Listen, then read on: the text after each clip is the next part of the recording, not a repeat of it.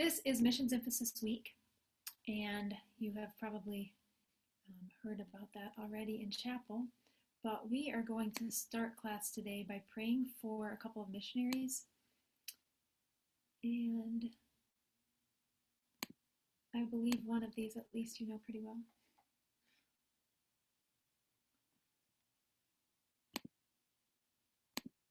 Okay. Do all of you know the Biswases in Bangladesh? Everyone familiar with their family and their ministry? Okay. So I thought we'd pray for them, and then we'll pray for Miss Rachel as she's doing her deputation. And does anyone else have any prayer requests we should remember? We can pray for John's internet too. He's having trouble. That's why he's not here.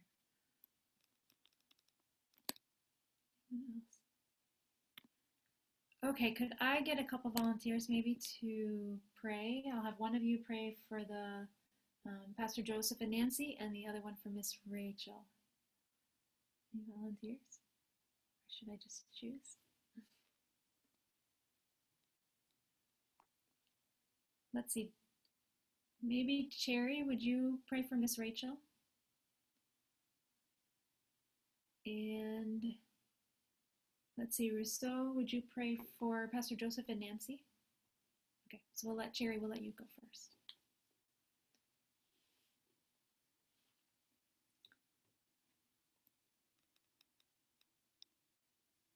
Cherry, you can lead, and then Rousseau.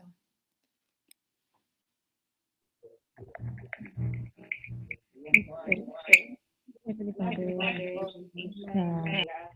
sa umaga ito, salamat po sa pagkakataon na kami ang aral, Panginoon, position,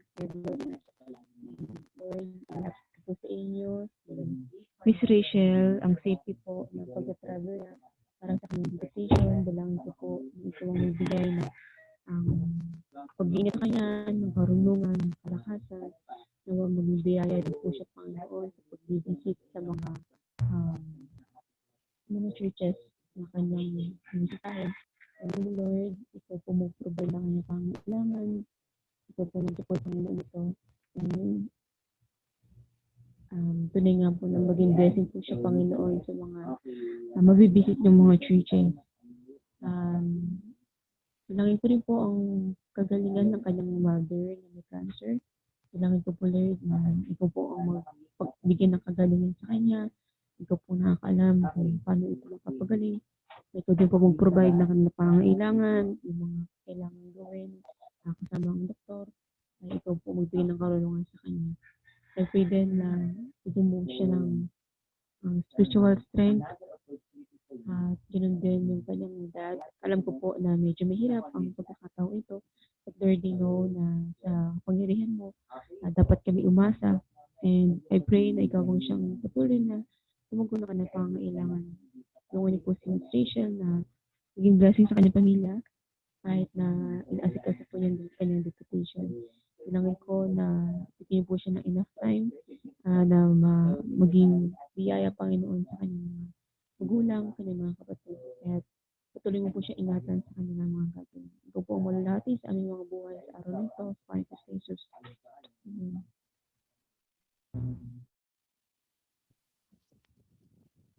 Langin po tayo. Our Heavenly Father, we're so thankful today for giving us strength and opportunity and grace to have our lesson in Intro to Composition.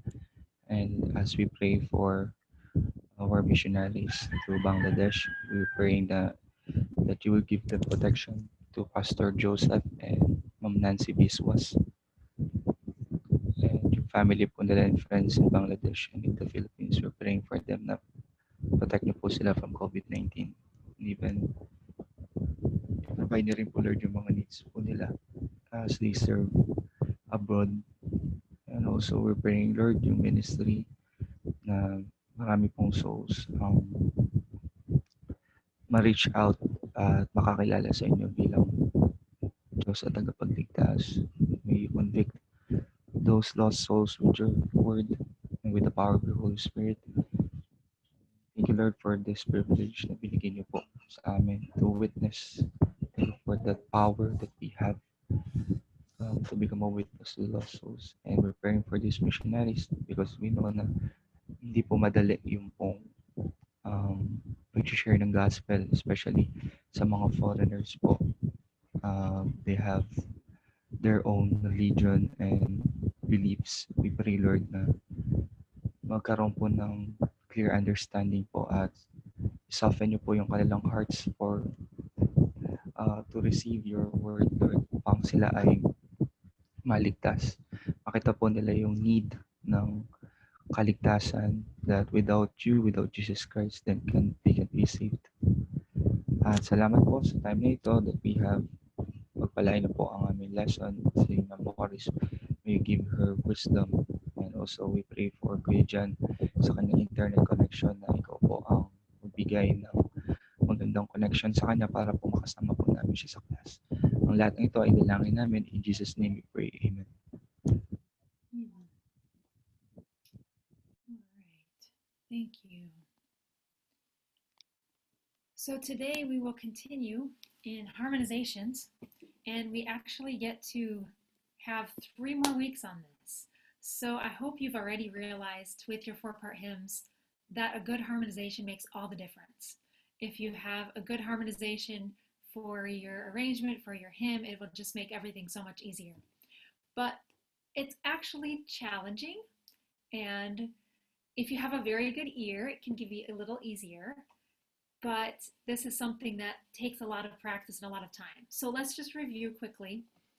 Who can remember, maybe you can think this together, the chord progression you should all memorize based on the circle of fifths is what?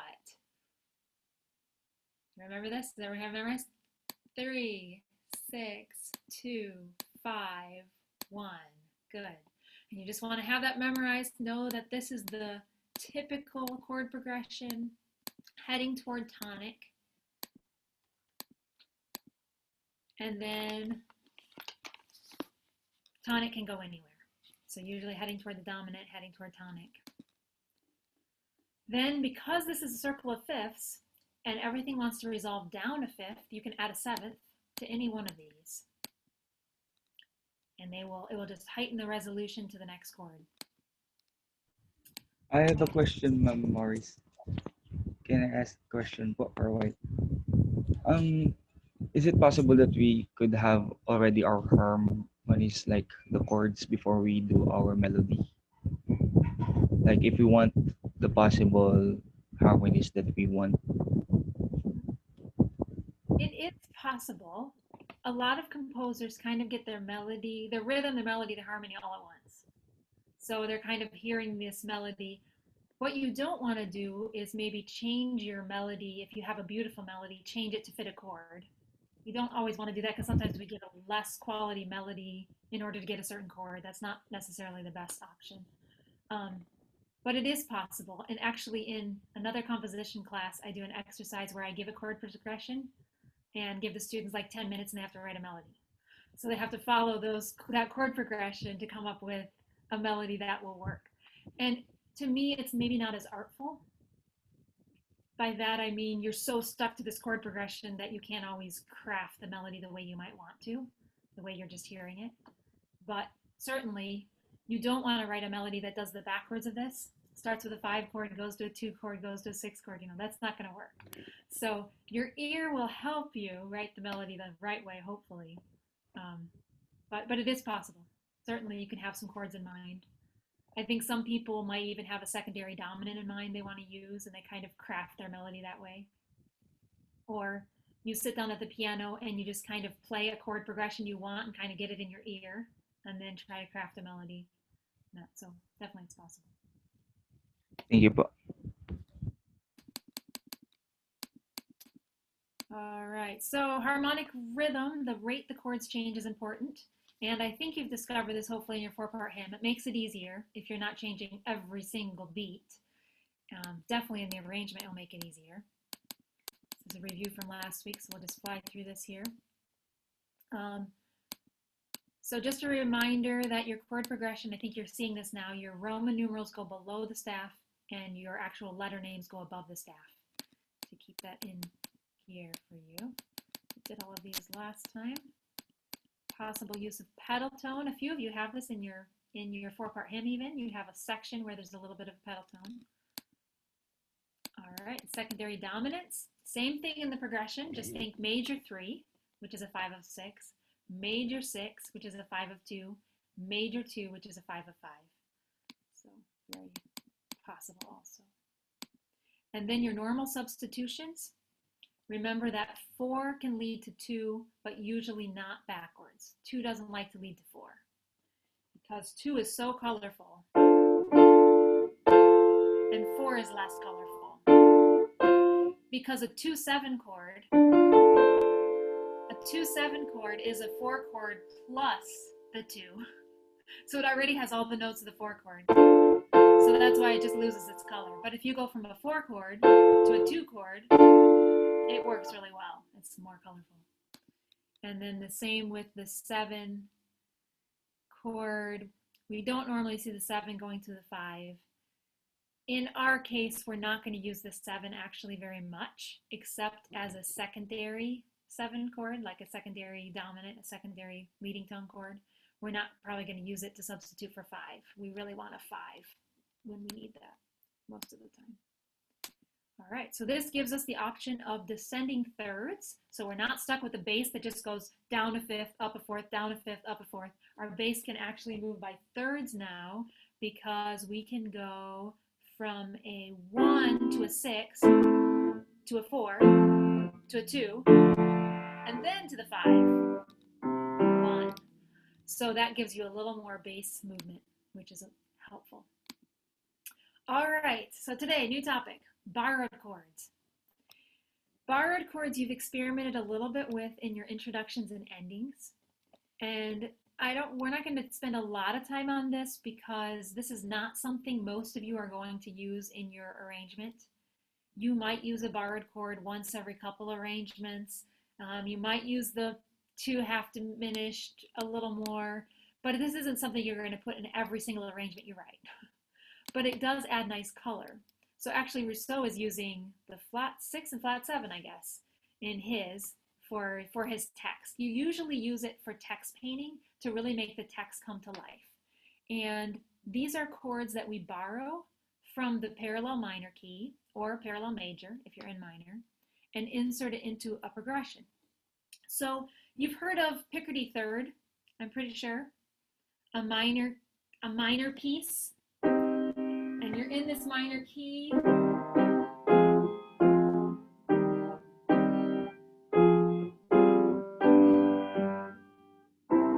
And it ends major. That's the Picardy third, so that's borrowing the major one from the major key. But in most of our music, most of your pieces are major already, so you might decide to borrow some of the minor chords. The flat 6 or 7, the half diminished 2, maybe the minor 4. You might choose to borrow some of those. So how does this work? The borrowed 2 or 2 half diminished 7. So I'm going to go back to this for a second. Notice the progression. It fits right in the same place as the 2 chord. So 3, 6, 2, that can substitute with the 2 half diminished, or the 2 half diminished could come after the 2 and lead to the 5. So it fits in the same place in our chord progression.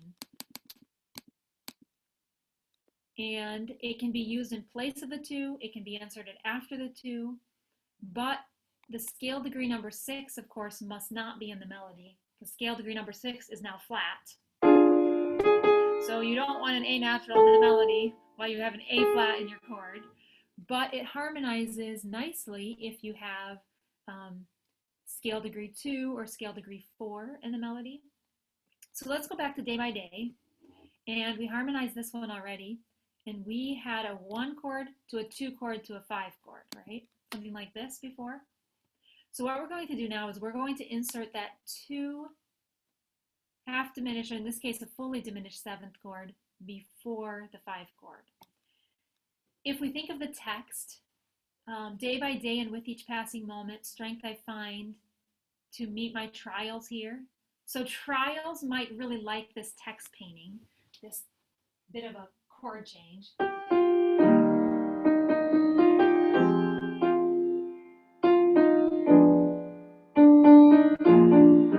You hear that? Can you hear the nice, you can use a pedal tone too.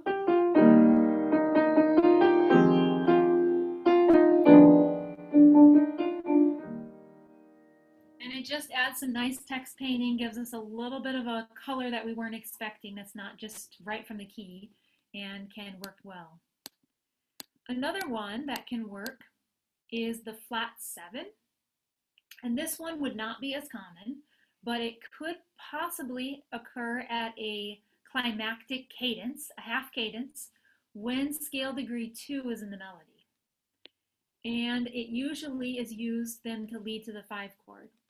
So in this example, may the mind of Christ my Savior, this climax coming up.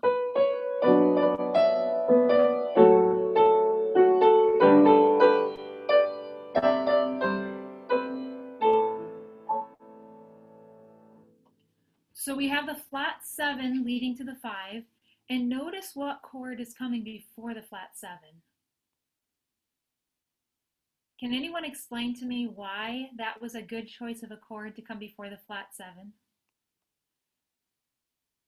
What chord is it, and why does the progression work so well?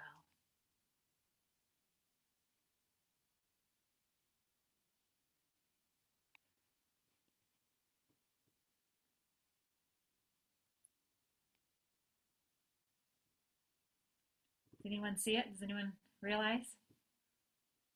I'm in the key of D, and the chord before the flat 7 is a 4 chord, is a G chord. Why would G be a really good choice to lead me to a C chord, which is my flat 7? G to C is 5th. Mm-hmm. So it's almost like G is my 5 of my flat 7. Basically, I'm using this secondary dominant almost, but I'm not. It's just in the key. So I have that G chord leads me to my flat 7 chord, which then resolves to the 5. So if you have the option to use a 4 chord before your flat 7 chord, that works really, really well. But you can also use a 2 chord, because remember the progression, 3, 6, 2, 5. Well, the flat 7 is in the 5 category, and the predominant, what should come before it, is the 4 or the 2, leading us to the flat 7, then the flat 7 resolves to the 5, then the 5 can go to 1. Did you follow that? You get that? All right? Okay. Here's another example. You might be familiar with this arrangement, I'm thinking. Dunaikan Matapat, that NSM published a number of years ago.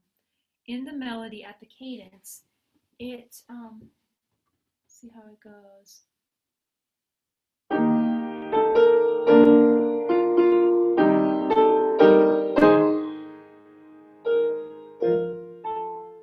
So do you see the chord progression here? We go from a 4 to a 1-6 to a 2, and then the 2 is what actually leads us to that flat 7. And then I don't have the next measure, but the next measure resolves to 5. So here's an example in a hymn where we use that flat 7 at that cadence. It's a half cadence ending on scale degree 2, and it's something that your ear is at least familiar with it.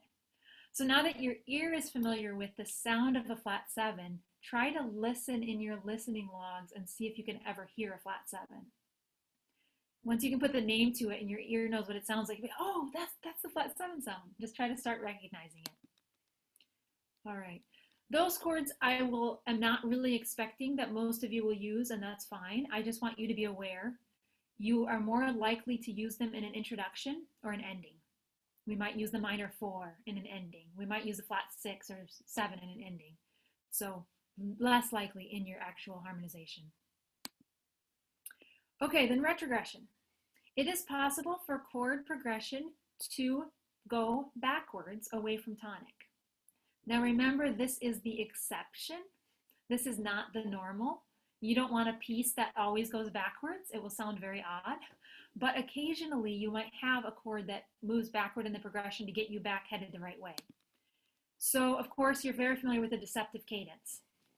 You have Um,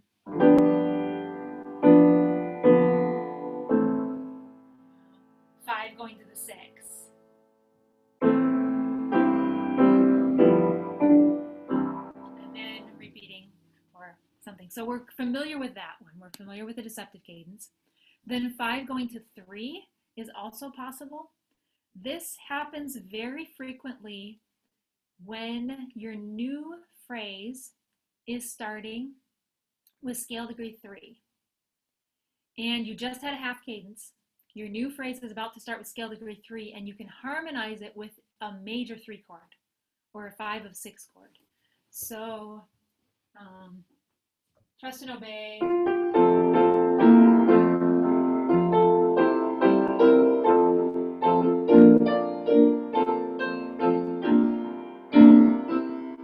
Here it is. That's my 5. Now here's my 3.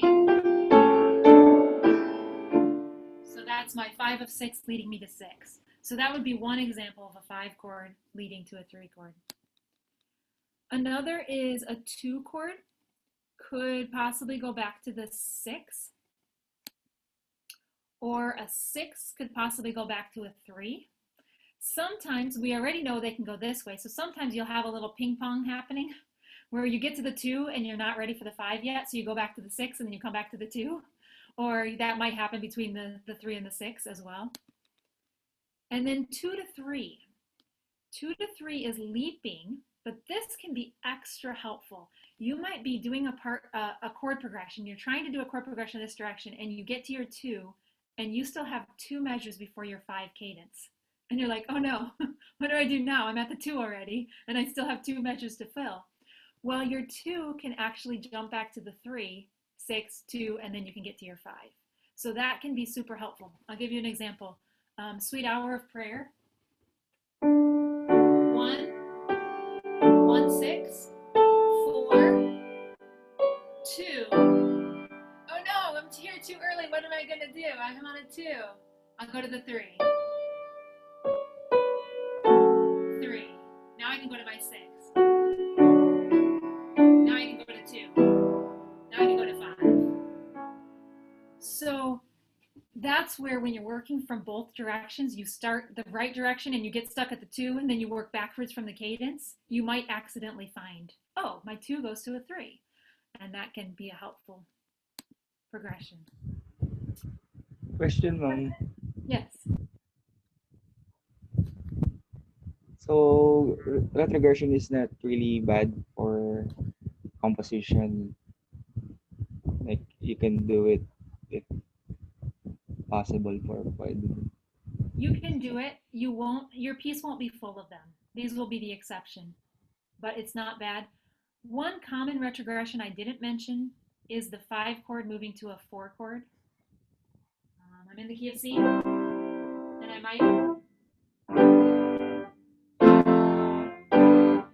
That's possible, but it is a very pop sound. And so for the most part, we're going to say we'll avoid that one. Sometimes you can go from a 5 chord to a 4/6, and sometimes that will work. But the straight 5 to 4 is a lot of times a sound we don't really want to imitate. So there are places where it can be used though and can be helpful. Just have to keep your discernment up by listening and analyzing music that you want to copy and purging your ears of the music you don't want to copy. So that's good. Then elision is when you're headed toward tonic, but you occasionally will skip a classification heading toward tonic.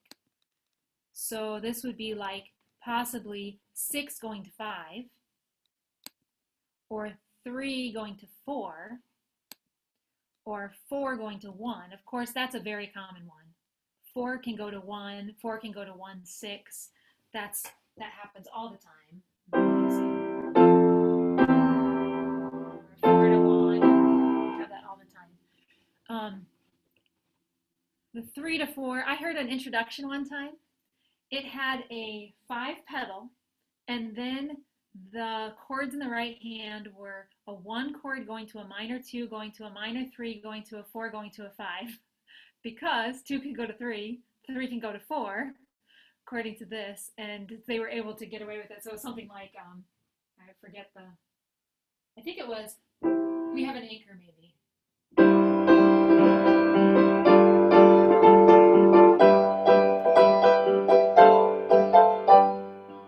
So you have 1, 2, 3, 4, 5. So again, that wouldn't be your ordinary. You wouldn't do that every day, but it's possible that if you need it somewhere in a piece, that you can insert one of these somewhere, and it can help you get unstuck harmonically. Good. Any other questions? Any questions on that? All right, we'll keep going. So, quick review. We have talked about pedal tones, that you can use this progression and this chart, and this is a good chart to kind of have handy if you're doing harmonization. You can add a pedal tone to this chart. You can add secondary dominance to this chart by making the minor chords major, at least the 3, the 6, and the 2. And then you could add some borrowed chords, maybe the 2 half diminished or the flat 7 to this progression. The minor 4 is also possible. All right, so let's go on to chord inversions. First inversion chords. Who can tell me a use of a first inversion chord? Why do we even want them? Why do we even use them? Are they helpful to put in your arrangements? Jared? To have a forward motion. Forward motion to give you an extra chord if your harmonic rhythm is changing twice a measure and you're on a 1 chord the whole time.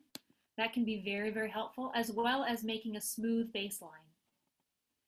So if I was heading from a 1 chord to a 4 chord, and I put a 1, 6, that would give me a smoother bass line in the key of C, C to E to F. So I'd have a very smooth bass line. Or variety. So here, the example of Near the Cross. Near the Cross in the hymnal has 2 1 chords followed by 2 4 chords. Something like this. Fine. But if you wanted to do an arrangement, it'd be much nicer to have a 1 6 and then a 2. So then we have that consistent harmonic rhythm, which gives the forward motion to our arrangement, helps it, makes it easier to arrange, come up with a pattern that would work in the accompaniment. Then when you're using a first inversion chord, generally we don't want the third in the melody. Not to say you never can, but as a general rule, we don't want too much third. We have to have a third, or I don't know if my chord is major or minor. Okay, here's fifths only. Is it major or minor? I'll give you 1/3. Now you can tell it's minor. You hear that? So we need a third, but we don't want too many thirds.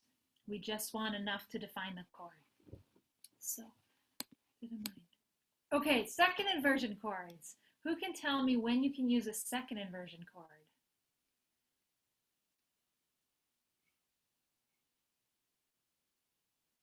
Whenever we get tired of first inversion chords, we just make it a second inversion chord, correct? Someone's laughing. Hopefully not. Some students do that. Some students, I find that whenever they get tired of root position, they just make it second inversion. Second inversion chords are very, very limited in their use. You don't want to use second inversion chords except for very specific instances. So you can't just put them in your arrangement because you want a new sound. You can't just throw them in. They have to be approached very, very carefully. Usually they're the result of 2 non-chord tones that just move and create a second inversion chord. You have to approach them correctly and you have to resolve them correctly. So the bass line usually will retain either a common tone or use stepwise motion. You can't just leap to a second inversion chord. You want to make that a root position chord if you're leaping, but the second inversion chord you have to be careful. So here's an example. It can be a neighbor chord when you have 2 neighboring tones in 2 of the upper voices. So My Jesus I Love Thee. Here's our second inversion chord. So we go from a 1 chord to a second inversion 4 chord, and we have the neighbor tone in the tenor and the soprano. And so that's how that works. Then you could possibly have an arpeggiated chord where you're just, Revive Us Again does this, where you're just on the same chord the whole measure. So you're just passing through it. 1, 6, 4, 1, 6, 1. Or the most common one that you will use the most is the cadential 6/4. And this is the 1, 6, 4 happening right before the 5 chord. And the 1, 6, 4 will function then as dominant harmony. So it will, in the chord progression, function in the dominant in the 5 category. So we have this in What a Friend We Have in Jesus. 4 chord. Now 1, 6, 4. 5, 1. So very common sound to have that 1, 6, 4 at a cadence. That's really the only 6/4 chord that is very common, because the others we almost don't even classify as a 6/4 chord. We just think of them as passing tones or neighboring tones. We don't necessarily think of them that way. In fact, here is one. Here's a passing chord. He leadeth me.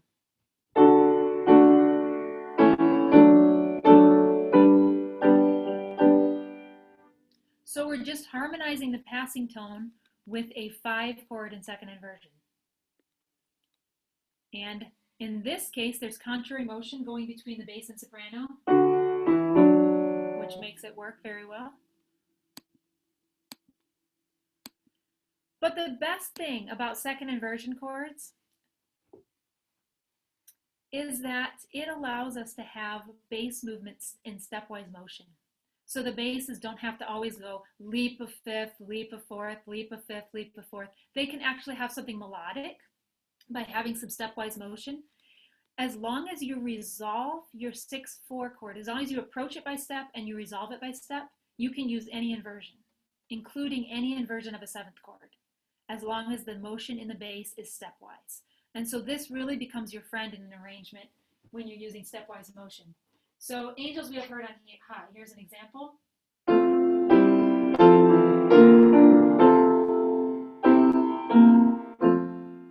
First inversion, second inversion, root position, first inversion, second inversion. You see that progression just going down, and it works because of the stepwise motion. Then look at Sweet Hour of Prayer. Same thing here. This is just a passing tone that is harmonized with a 4/3 chord, actually, inversion of a 7th chord. And if you notice the soprano and bass, what interval is the soprano and bass in this example? What interval do we have there? Parallel thirds, or in this case tenths, are the same. So that sounds really nice to have the bass and the soprano in tenths. And then last example, more about Jesus.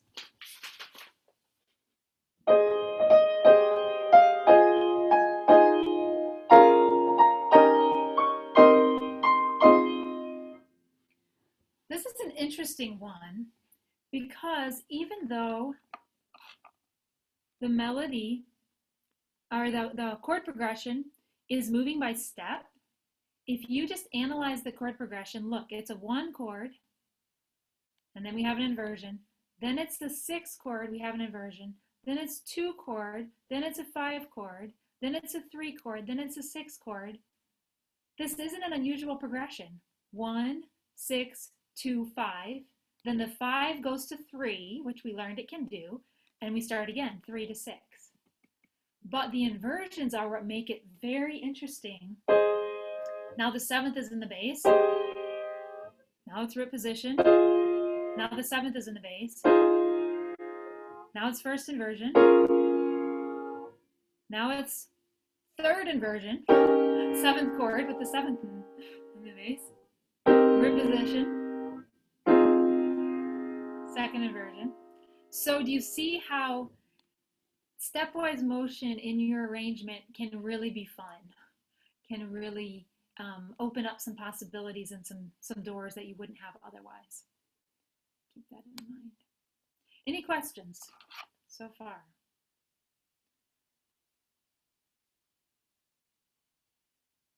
We are all clear that you won't use second inversion chords as a go-to. You'll only use them if it's at a cadence or if you're doing stepwise motion. Maybe you'll be the first class I've ever had that will never use second inversion chords incorrectly. That would be a great thing. Okay, then chordal variety. How can you get some variety in your chords? The use of suspension is a good option. And you know you've discussed suspensions before. A 4/3 suspension, of course. We don't want the third of the chord at the same time as the suspension. Let's see, how can I do that? Let me give you a different one here. If I have a suspension,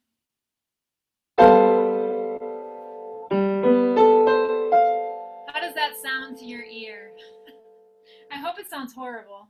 I'm putting the resolution, the third, at the same time as I have the suspension tone. Can't do that. Now if I get rid of it and let the suspension be alone, much better, much more satisfying.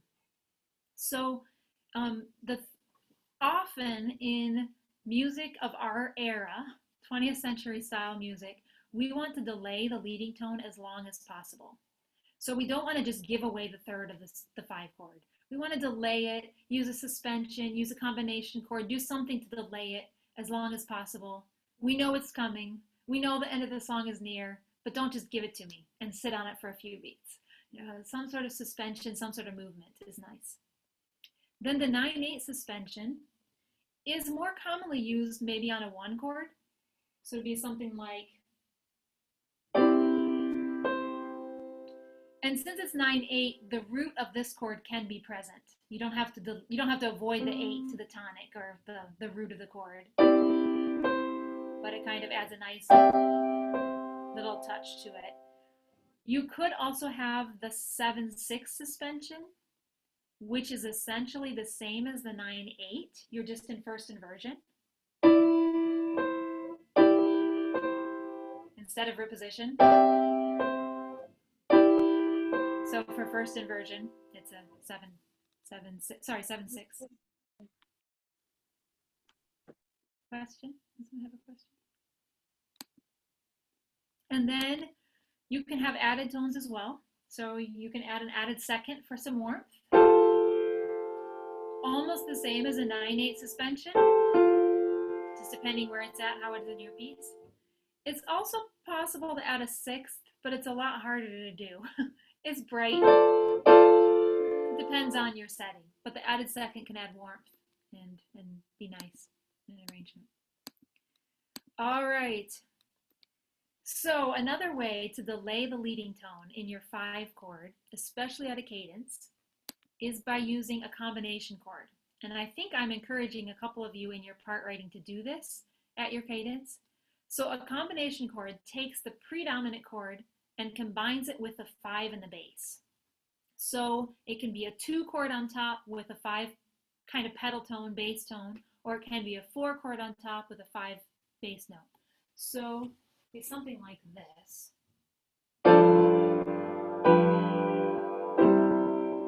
It's almost like a double suspension because you're delaying the G and the B, and you instead are having the A and the C, and the F is just really the 7th. Or if you choose to do the 4 chord, it's possible to add a major 7th, as in the second example.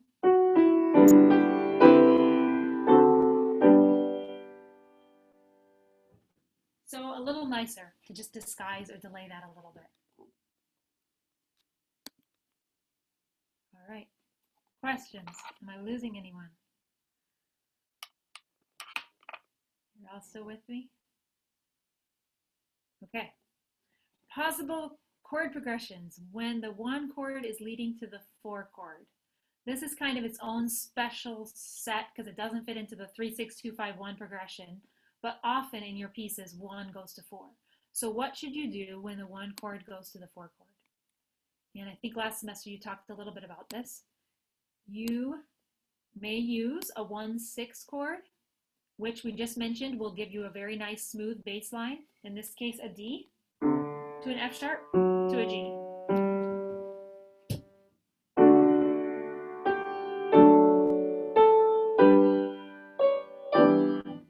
So notice what the bass line, the nice bass line you have if you do that.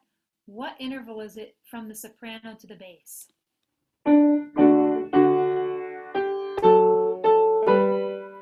You see what intervals we have there? We have another third or a tenth, a tenth. So that gives you a really nice bass line, and we're always looking for a good bass soprano connection. Okay, what's another possible one? A 5, 7, and 4 chord is possible to lead us to the 4 chord. What is a 5, 7, and 4 chord? If we're in the key of C, what chord is actually a 5, 7, and 4? What chord are we talking about? Who can spell it for me? In the key of C.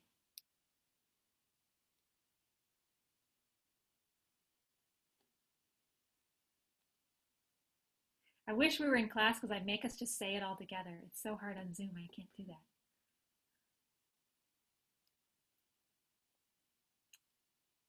Who knows? Rousseau, it looks like you know. 5, 7, and 4. I'm not sure, pero major 2. Wait lang. Tama ba? So think in the key of C, what would our 4 chord be in the key of C? F. F. So what's a fifth above F? Fifth above F.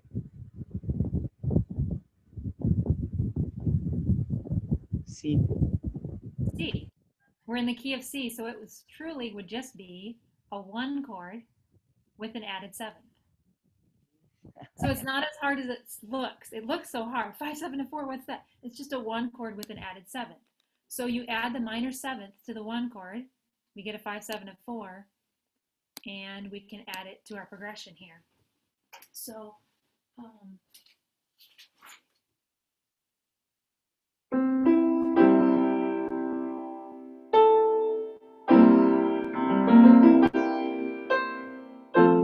feel how that gives us a forward motion? It actually is even nicer in this particular one. If we want a double pull, we can put it in first inversion. Then we have the pull of the first inversion chord, the bass line C to E to F, plus we get the 7th added. So we get this really nice pull.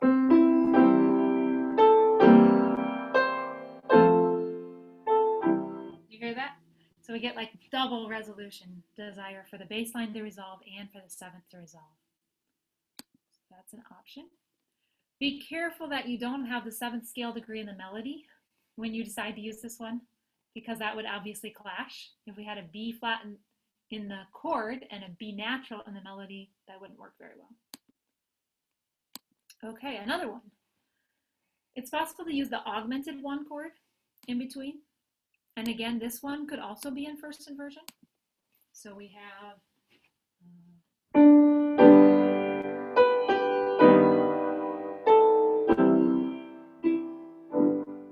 let's try it in first inversion.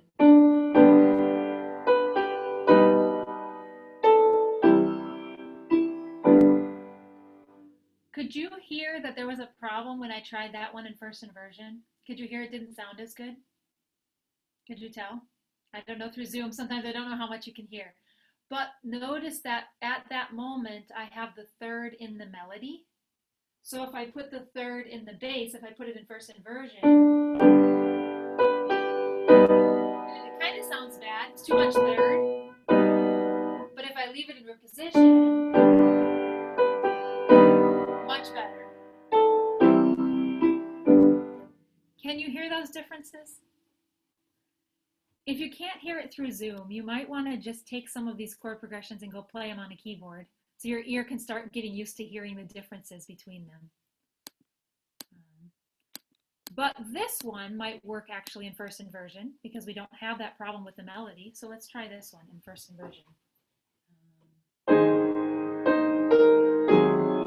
Sorry, the wrong chord.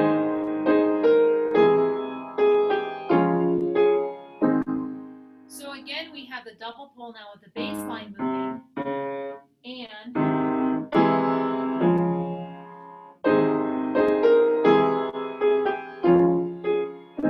the pull of the augmented chord pulling us to the 4 chord. Does that make sense? Almost up here. Okay, one last option. This goes to the borrowed chords. You may use a borrowed minor 5 because a borrowed minor 5, if I'm in the key of C, which we're not in this example, but let's just think of the key of C for a moment, we realize that the 5/7 of 4 was a C major chord with the 7th added, the B flat added. So what's a minor 5 chord in the key of C? G minor also has a B flat. So it's almost like the 5/7 of 4, we have this G minor, we just have the addition of the D as well. So to give us a stronger pull, we can actually, not giving it to me. Whoops.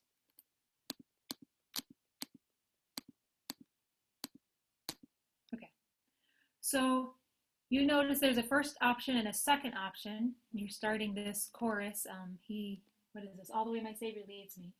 So we start with a major 5, and then we go to this minor 5 with a G pedal tone, and then a 1/7, which is really the 5/7 of 4, and then the 4. So let's hear what this sounds like.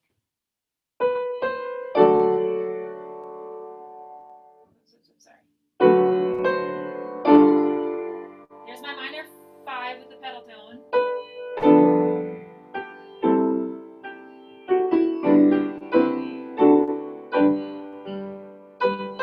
Here's my minor 5 again.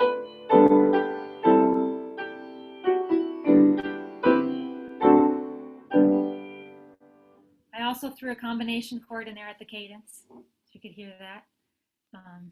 So we really had a 4 major 7 over the 5 chord at the end there. So again, this is one you could use just for a little bit of color. If you had a place where you could use the 5/7 of 4 going to the 4, you could just add the minor 5 for just a little extra color, a little extra forward motion in your arrangement. Any questions? Is everything clear?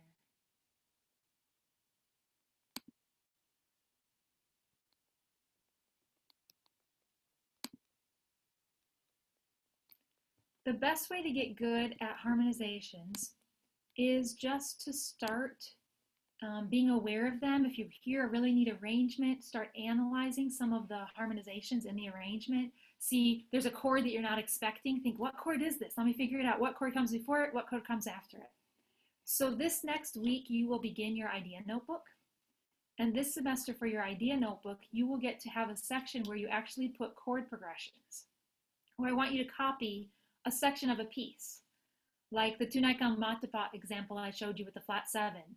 If you thought, oh, well, that's really neat, you could copy that part of the piece, the chord before it, the chord after it, how is it approached, how is it resolved, and you can keep it in your notebook and just say, here's a chord progression I could keep in mind. And that's a way for you to just begin building up your harmonies a little bit better. All right, questions on that? We're all good? Okay. Well, then Jared is free to go. He had his critique already. The rest of you, we will meet actually in room 301 for critique. So we need to X out of here because there'll be another class later. And we need to log into room 301, and you can take a little bit of a break and just get there by 9 o'clock. So, all right, see you in a few moments. Thank you.